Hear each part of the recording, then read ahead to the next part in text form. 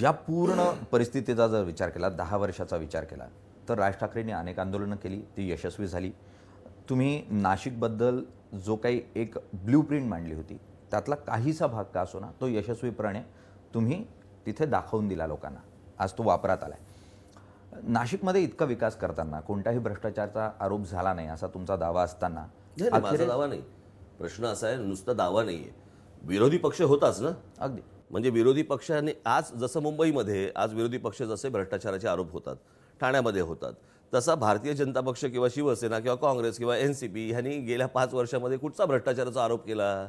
निश्चितपणे एकही आरोप जो आहे तो त्या ठिकाणी पाहायला मिळाला नाही. विकास झाला हे मान्य करावंच लागेल नाशिकमध्ये. मात्र विकास झाल्यानंतरही ज्या संख्येनं तुमचा कार्यकर्ता निवडून आला होता, तो नेता बनला होता, आमदार बनला होता, तो तुम्हाला सोडून का गेला? याचं कारण एक तर पहिली गोष्ट म्हणजे मी भ्रष्टाचार होऊ दिला नाही. ज्यांना या गोष्टी करायच्या होत्या त्यांच्यासमोर मी भिंत उभी केली. 3, भारतीय जनता पक्ष जेव्हापासून आला 2014 पासून लक्षात येत असेल तर त्यांनी ज्या प्रकारे पैशाच्या थैल्या ओतायला सुरुवात केली, त्या पैशांच्या थैल्यावरती अनेक जण घरंगळत गेले. त्यांना जी आमिष दिली गेली, कारण अनेक जण असतात की ज्यांना फक्त सत्ता आणि पद ह्याचीच फक्त एक गोष्ट लागते, ते सगळे घरंगळत गेले. त्यांना असं वाटलं की आपलं खूप महत्त्व आहे आणि बाजूला बसवलं भाजपने. त्यांची किंमत त्यांना आत्ता कळते. ही जी लोकं गेली ह्यांना असं वाटलं की बाबा हेच मोठे आहेत, हेच सगळं सांभाळतात. जाताना एक एकटे गेले. आज ज्यावेळेला मी नाशिकमध्ये जाहीर सभा ज्यावेळेला घेतली, जर समजा एवढे लोक गेलेले आहेत तर मग ते संपूर्ण अनंत कान्हेरे मैदान भरायला नव्हतं पाहिजे. म्हणजे जी माणसं आहेत ती माणसं बरोबरच आहेत. हे गेले ते एक एकटे गेले, स्वतःच्या स्वार्थासाठी गेले, पैशासाठी गेले. नाही, जे गेले ते सांगतायत की पूर्ण मनसे या पक्षाचं प्रशासन असो किंवा निर्णय प्रक्रिया असो ही पूर्णतः कृष्णकुंजवरून होत होते. त्यामध्ये आमच्या त्या निर्णय प्रक्रियेमध्ये आम्हाला कुठे स्थानच नव्हतं. पहिली गोष्ट म्हणजे ह्या सगळ्या गोष्टी त्यांच्याचकडे होत्या, तेच बघत होते. निर्णय देण्याचा अधिकार माझाच आहे आणि तो माझाच राहणार. शेवटी ज्यावेळेला लोक माझ्याकडे बघणार आहेत, त्यांच्याकडे नाहीत.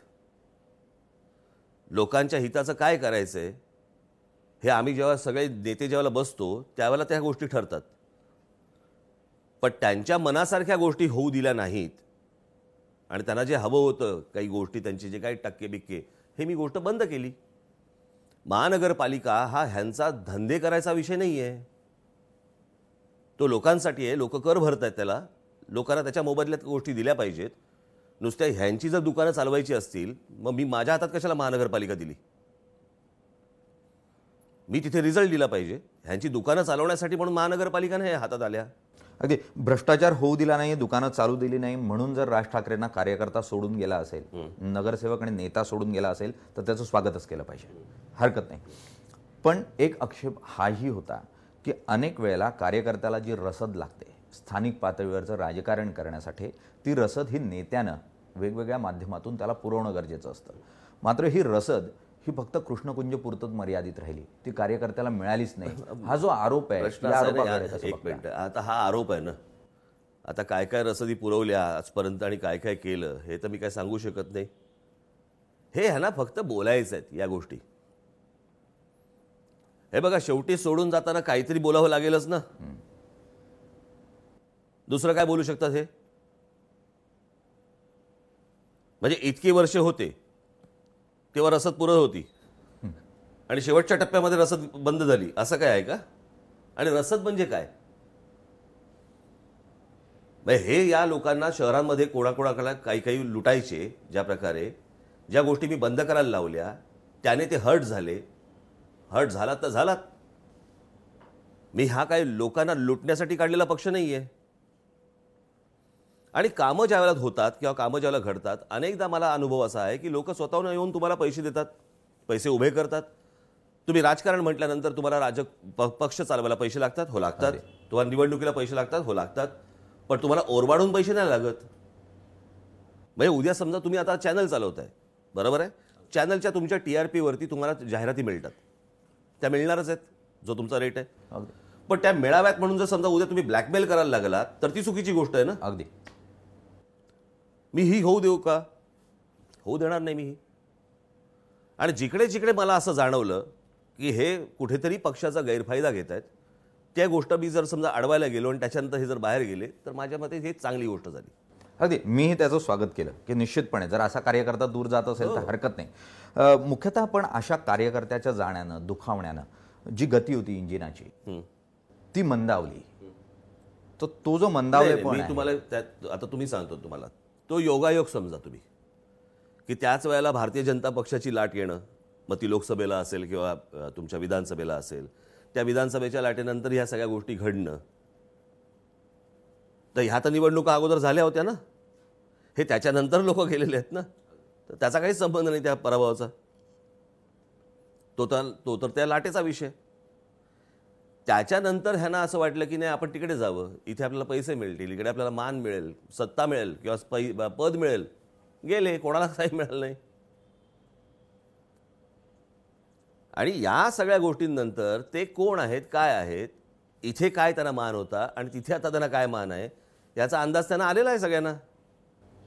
मान सन्मानाची इथे माझ्या बाजूला बसणं आणि दुसऱ्या पक्षात जाऊन खाली सतरंजीवरती बसणं, यातला फरक समजत असेल. निश्चितच.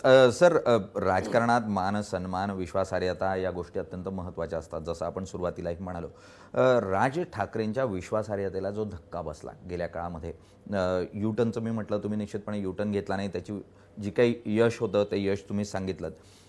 एक विश्वासार्हता जी तुमच्या नावात तयार झाली होती, ती तुम्हाला आज वाटते की ती कमी झाली आहे किंवा त्याची जी एक पॉप्युलॅरिटी होती ती कमी होताना पाहायला मिळते? मला असं वाटतं लोकांच्या मनात झाली असं मला वाटत नाही. माझ्या पक्षाच्या पदाधिकाऱ्यांमध्ये किंवा माझ्या सहकाऱ्यांमध्ये कमी झाली असं मला वाटत नाहीये. हा विषय काळाचा असतो.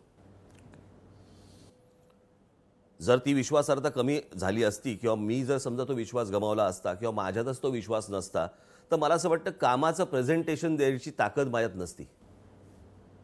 भारताला स्वातंत्र्य मिळून आज जवळपास किती वर्ष झाली? 70 वर्ष. 70 वर्ष होत आली, 68-69 वर्ष होत आली.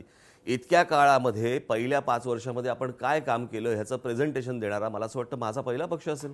अगदी. तेही सार्वजनिक पातळीवर, तेही सर्व लोकांसमोर, हे लोकांसमोर. मग हा आत्मविश्वास हा माझ्यात आला कुठून?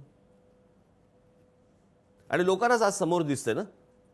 मी काल म्हणताना म्हटलं ना की मला बघायचंच आहे की आता काम जिंकणार का पैसे जिंकणार, मलाही पाहायचंय. पण तुमच्यावर एक आक्षेप असा पण घेतला जातो, दैवानं दिलं कर्मानं घालवलं. नाही, काही संबंध नाही हो. कर्माने काय घालवलं? आता प्रश्न मी तेच सांगतो ना, मगाशी आपण जेव्हा सुरुवात केली त्याच वेळेला म्हटलं, 49 वर्ष राज्य केलेल्या पक्षाची जर ही परिस्थिती असेल लाटेमध्ये,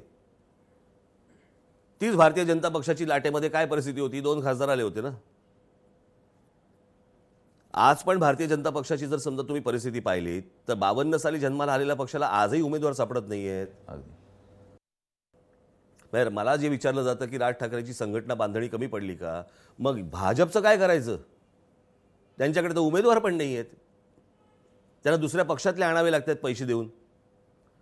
आज पण तुम्ही नगरपालिकांच्या ज्या निवडणुका झाल्या जरा तपासून बघा कोण निवडून आले आहेत. सगळे राष्ट्रवादी काँग्रेस आणि काँग्रेसमधली लोक आहेत भाजपच्या तिकिटावर.